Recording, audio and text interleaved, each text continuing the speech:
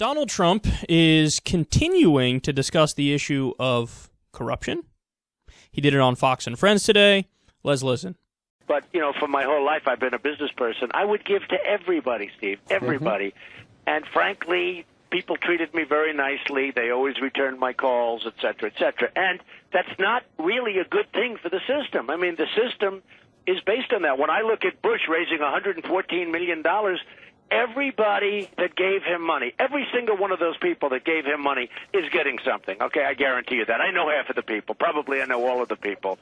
I used to be those people. I used to be, I'd give to everybody. Bush has raised a lot of money. Hillary's raised a lot of money. A lot of these people have raised a lot of money. Those people that put up the money, those are not people that are not expecting big, big things. And some of those things are counter to what's good for the country. Believe me, they are.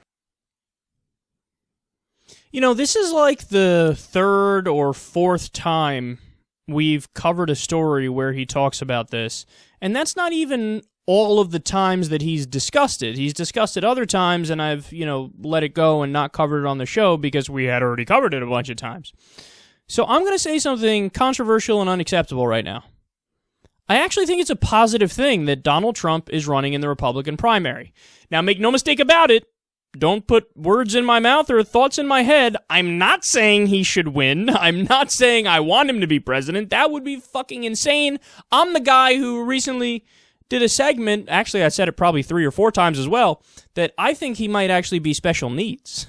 Like, I think he's got issues, man. There's a disconnect between, what he thinks people think of him and what they actually think of him, and he's incapable of perceiving that kind of stuff.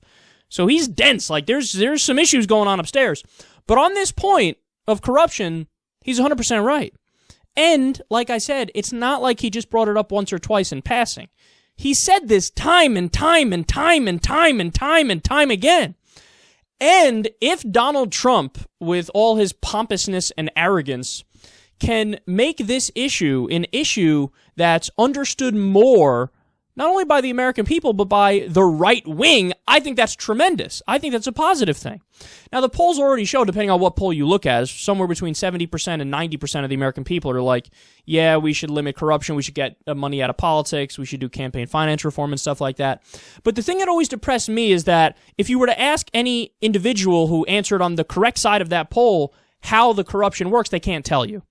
They don't know the nuance, they don't know the details, they don't know the inner workings of the system, they don't understand that it was a variety of Supreme Court cases that led us down this path of money equaling free speech, and then super PACs and corporations and lobbyists, and they can't tell you, oh, okay, so the donors give the politicians money, and then the politicians do the bidding of the donors, and they mask it as if they're just doing official business. Like, oh, we just did a subsidy to ExxonMobil and to oil companies for $4 billion a year. We're doing our official business. In reality, what is that? It's a corporate welfare check. That's what a subsidy is. They just give them $4 billion. Why? Because ExxonMobil paid their bribes. They paid the politicians.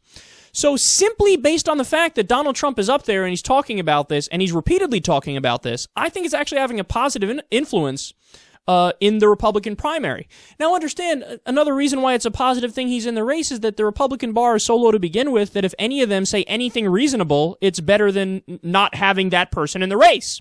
You see what I mean? Like, if you go back and you look at, the last 2 election cycles where there were Republican primary debates, like, what'd you have? You had Newt Gingrich, for example, played the role of Donald Trump. See, Newt Gingrich, he may be sharper than Donald Trump and more intelligent than Donald Trump, but he's also just a bigger liar. He's just more corrupt, and he doesn't want to change that system in any way, shape, or form. And, whether you have Mitt Romney or John McCain or all these people, they were such a product of the system that they're not questioning the roots of the system. They love that system because they know all the people who got all the money, so they can raise money to get their name out there more, and they might win. So what I'm saying is, solely based on the fact, like, Donald Trump is still a crazy person, and I still would never vote for him, but solely based on the fact that he keeps bringing up this issue, and he's describing to people how it works, and they're going, oh, okay, yeah, I see what he's saying. That's a positive impact, man.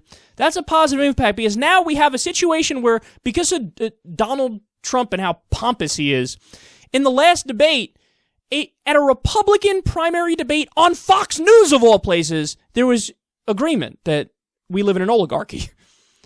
Donald Trump's like, yeah, no, I'm going to tell you how it works. I gave them money and they did whatever the fuck I wanted them to do. Now, again, in other cocktail establishment circles, they'd be like, oh, how dare you say that? Oh, you're offending these great men and women, these kind gentlemen. Oh, you're hurting their feelings. That's not right and that's not true. But it is true. And it is right. That is how it works. And he's exposing this rotting system. And all the other idiots on stage walked right into the trap, too. They're like, oh, maybe if you don't get the nomination, Donald, can you give me money? I want to be bought by you, too. Yay! And that's something that it's better. If more people see that, it's better. They need to hear that. They need to see that. They need to understand that we are not a democracy anymore. It's a fact we're not a democracy. We're an oligarchy. We're a kleptocracy. We're a plutocracy. All these words basically mean the same thing, by the way, if you get confused every time I bring these up. So what that means is government of, by, and for the rich. So there's an overclass, there's a ruling class, and a Princeton political science study proved that there's zero effect from 1980 and onward of what the American people want and what we end up getting in terms of policy. We have no effect. None. Where's there a direct correlation? What does the upper class want? What does the donor class want? The lobbyist class? The billionaires. Whatever they want, they get because they're the ones paying the politicians. And the more he keeps talking about this, the more he keeps repeating it, you're raising awareness on a serious issue. Again, I want to be clear. I would never vote for Donald Trump. What a ridiculous human being he is. And he's not that bright, and virtually every other idea he has is stupid. Okay? But on this one issue, he is raising awareness among people who normally don't think about this shit, the Republican base. And that's a positive thing. And if you can marry together the right-wing base and the left-wing base on this issue, and to a certain extent they already are married together on it because they agree on it. But if they can understand why it is they agree on it, and they know what the solution is, namely Wolfpack, a constitutional amendment to get the money out of politics, well then rock and roll, man.